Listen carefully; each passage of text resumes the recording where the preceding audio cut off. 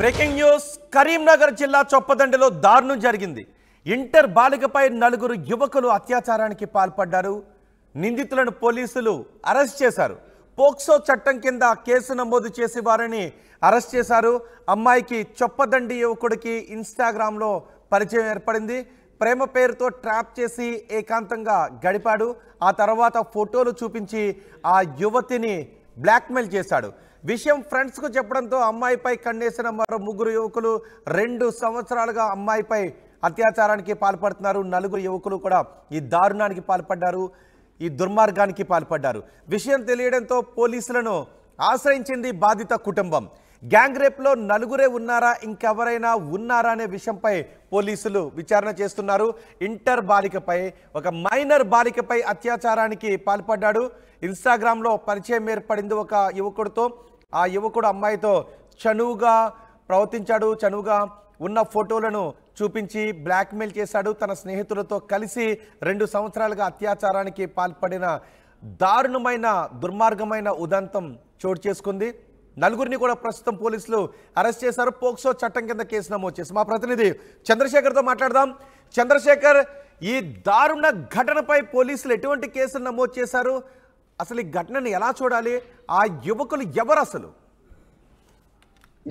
Rohit, thank you Rohit. ఒక minor బాలిక మీద సోషల్ మీడియా వేదికగా, ముఖ్యంగా ఇన్స్టాగ్రామ్ గా వేదికగా పరిచయం పెంచుకొని మెల్లమెల్లగా దగ్గరయ్యారు. క్లోజ్ అయిన తర్వాత శారీరకంగా లొంగపరుచుకున్నాడు. దానికి సంబంధించినటువంటి వీడియోలు, చిత్రాలను దగ్గర పెట్టుకొని బ్లాక్ మెయిల్ చేశారు. గత 2 సంవత్సరాల నుంచి కూడా వేధింపులకు గురి చేస్తూ తన మిత్రులతో ఈ విషయాన్ని పంచుకున్నారు. మీరు మాకు సహకరించాలి, లేదంటే ఇది బయట వైరల్ చేస్తామని చెప్పేసి బెదిరింపులకు పాల్పడ్డారు. నలుగురు యువకులు అత్యాచారం పాల్పడ్డారు. గమనించినటువంటి బంధువులు, ఎందుకంటే బాలిక ఇంటర్మీడియట్ చదువుతున్నటువంటి బాలిక చొప్పదండిలోనే ఉంటుంది. ఆమె తండ్రి అలాగే సోదరుడు విదేశాల్లో ఉంటున్నారు, ఉపాధి నిమిత్తం వెళ్లారు. ఎవరికి చెప్పాలో తెలియనటువంటి పరిస్థితిలో ఉంది అమాయకురాలైనటువంటి తల్లి. గమనించినటువంటి బంధువులు కరీంనగర్ పోలీస్ కమిషనర్ ని ఆశ్రయించారు. దీంతో కమిషనర్ ఆదేశాల మేరకు చొప్పదండి పోలీసులు రంగంలోకి దిగారు. నలుగురు యువకుల్ని, మైనర్ బాలు, వీళ్ళందరూ కూడా ఇంటర్మీడియట్ ఉన్నారు, వాళ్ళందరినీ కూడా అదుపులోకి తీసుకొని విచారణ జరుపుతున్నారు. Prevention of children sexual abusement act 2012 ప్రకారం ఏదైతే పోక్సో చట్టం ఉందో, పోక్సో చట్టం మీద దాని కింద కేసు నమోదు చేశారు, విచారణ జరిపారు. వీరు నలుగురే ఉన్నారా, ఇంకా ఉన్నారా అనేటువంటి కోణంలో పోలీసులు విచారణ జరుపుతున్నారు. స్వయంగా పోలీస్ కమిషనర్ చొప్పదండి ఠాణా కలుస్తూ వస్తున్నాడని చెప్పి సమాచారం అందుకున్న తర్వాత ఆ మిత్రుని యొక్క వీళ్ళ నలుగురు యొక్క మిత్రులు, చాలా మంది యువకులు పోలీస్ స్టేషన్ దగ్గర గుమిగూడారు. దీంతో పోలీసులు రంగంలోకి దిగి వాళ్ళందరినీ కూడా పంపించి వేయడం జరిగింది. మొత్తానికి ఒక విషాదకరమైనటువంటి ఘటన, ఒక దారుణమైనటువంటి ఘటనగా దీన్ని చూడొచ్చు. పిల్లల మీద, మైనర్ బాలికల మీద, ముఖ్యంగా బాలికల మీద మాయ మాటలు చెప్పి సోషల్ మీడియా వేదికగా, ఈ ఫేస్బుక్ అలాగే ఇన్స్టాగ్రామ్ వేదికగా లోపరుచుకోవడము, దగ్గర వేయడము, వాళ్ళకి చుక్కలు చూపించడము.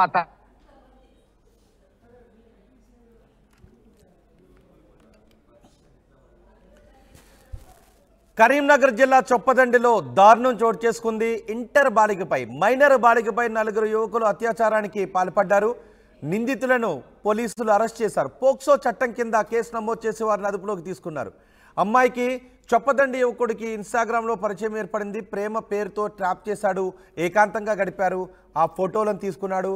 ఆ ఫోటోలను ఫ్రెండ్స్కి చూపించాడు. ఫ్రెండ్స్కి చూపించడంతో అతని స్నేహితులు మరో ముగ్గురు కూడా ఆ అమ్మాయిపై కన్నేశారు. 2 సంవత్సరాలుగా ఆ అమ్మాయిపై 4 యువకులు అత్యాచారానికి పాల్పడుతున్నారు. ప్రస్తుతం ఆ యువతి ఇంటర్మీడియట్ చదువుతోంది. అంటే ఆ యువతిపై 10వ తరగతి చదువుతున్నప్పటి నుంచే ఆ యువకుడు కన్నేశాడు, ఆ యువతిని ట్రాప్ చేశాడు. అతను ఆమెపై అత్యాచారం చేయడమే కాకుండా తన స్నేహితులను కూడా ఉసుగొల్పి తన స్నేహితులతో కూడా ఈ దుర్మార్గానికి పాల్పడ్డాడు. ఈ విషయాన్ని గమనించిన ఆ బాలిక పేరెంట్స్ పోలీసులకు ఫిర్యాదు చేయడంతో పోలీసులు ఆ నలుగురిని అదుపులోకి తీసుకున్నారు.